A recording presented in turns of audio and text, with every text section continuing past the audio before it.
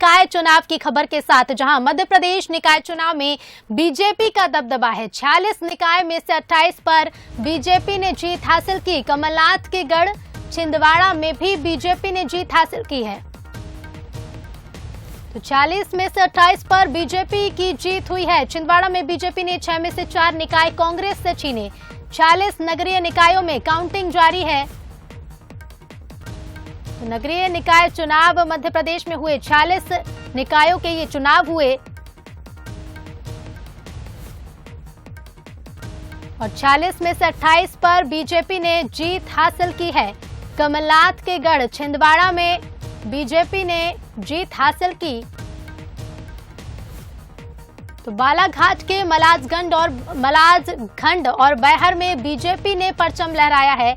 मलाजखंड में 13 पर बीजेपी, 8 पर कांग्रेस और 3 निर्दलीय जीते हैं। बैहर में 7 पर बीजेपी ने जीत हासिल की, 4 पर कांग्रेस, तो वहीं 4 पर निर्दलियों ने भी जीत हासिल की है। रायसेन जिले के देवरी नगर परिषद के परिणाम भी घोषित किए गए।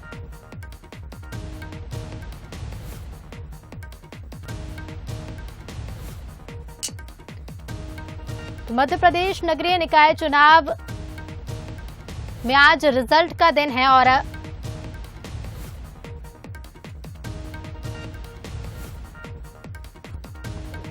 तो 40 में से 28 पर बीजेपी ने जीत हासिल की और इस पर नगरीय प्रशासन मंत्री भूपेंद्र सिंह का भी बयान सामने आया। क्या कुछ कहा है, आपको सुनाते हैं। मध्य प्रदेश में 46 नगरीय निकाय के परिणाम आना शुरू हो गए हैं। कई जगह से खबरें आ रही कि भारतीय जनता पार्टी ने बढ़त ली है, बल्कि अच्छी खासी बढ़त ली। लेकिन एक स्थान ऐसा जिसकी चर्चा सर्वाधिक मध्य प्रदेश में थी और मध्य प्रदेश के इतिहास में भी पहली बार होगा खुरई, जहां क्लीन स्वीप हो गया जैसा कहा जा रहा। मेरे साथ नगरीय प्रशासन मंत्री भूपेंद्र सिंह जी है। भूपेंद्र जी, क्या कहेंगे, किस तरह के परिणाम मध्य प्रदेश में दिखाई दे रहे हैं और आप लोग जो दावा कर रहे थे क्या उसी तरफ बढ़ रहे हैं? और खासकर खुरई की हम बात करें तो कह रहे हैं कि वहां तो सफाई हो गई। देखिए मनोज जी, अभी जो 46 नगरीय निकाय में चुनाव हुए हैं, इसमें हम देखें तो अधिकांश ट्राइबल डिस्ट्रिक्ट थे और ट्राइबल डिस्ट्रिक्ट में जिस तरह की सफलता इस बार भारतीय जनता पार्टी को मिली है, माननीय मुख्यमंत्री जी, अध्यक्ष जी के भी सभी जगह प्रवास हुए हैं और अभी तक 38 नगरीय निकाय के परिणाम आ गए हैं 46 में से, और इसमें 31 में भारतीय जनता पार्टी ने स्पष्ट बहुमत प्राप्त किया है। 7 जगह कांग्रेस है और टोटल 46 के जब परिणाम हो जाएंगे तो बहुत एक तरफा जीत भारतीय जनता पार्टी की सब जगह हो रही है और सारे ट्राइबल वर्ग ने भारतीय जनता पार्टी का समर्थन किया है। जहां तक खुरई का सवाल है तो 32 वार्ड नगर पालिका के थे और 32वें वार्ड में भारतीय जनता पार्टी जीती, क्लीन स्वीप हुआ। ये कैसे हो गया क्लीन स्वीप? विकास के कारण। देखिए, विकास को ही लोगों ने समर्थन किया है और कोई कारण नहीं। और इसी खबर पर ज्यादा चर्चा करेंगे। हमारे साथ एग्जीक्यूटिव एडिटर मनोज सैनी जी जुड़ रहे हैं।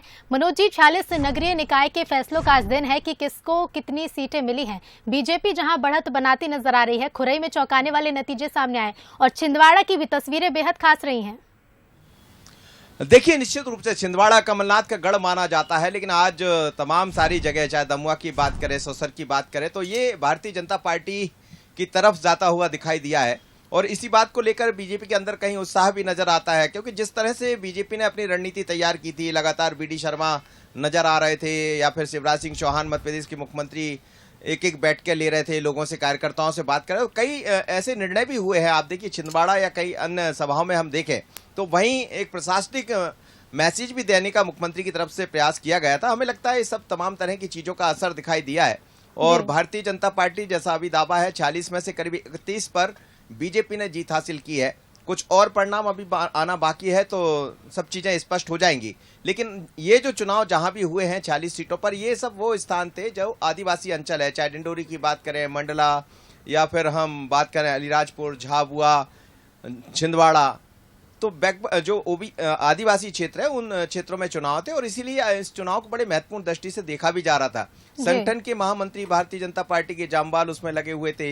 हमने देखा कि हितानंद शर्मा जाते हुए नजर आए थे, लोगों से मुलाकात करते नजर आए थे। तो एक बहुत ही रणनीतिक तौर पर, और सबसे बड़ी बात यह कि कार्यकर्ता, जैसा बीजेपी का दावा है कि कार्यकर्ताओं के सहयोग के कारण शायद इतनी बड़ी जीत मिली है, लेकिन कांग्रेस का भी अपना दावा, कांग्रेस ये कह रही है कि कुछ ऐसे स्थान है जहां बीजेपी का जो क्षेत्र रहा करता था वहां कांग्रेस ने जीत हासिल की है। तो दोनों के अपने अपने दावे नजर आ रहे हैं, लेकिन 2023 से पहले ये चुनाव बहुत ही अलग तरह का चुनाव था। 46 सीटें जहां पर होना था, 18 जिले इसमें प्रभावित थे।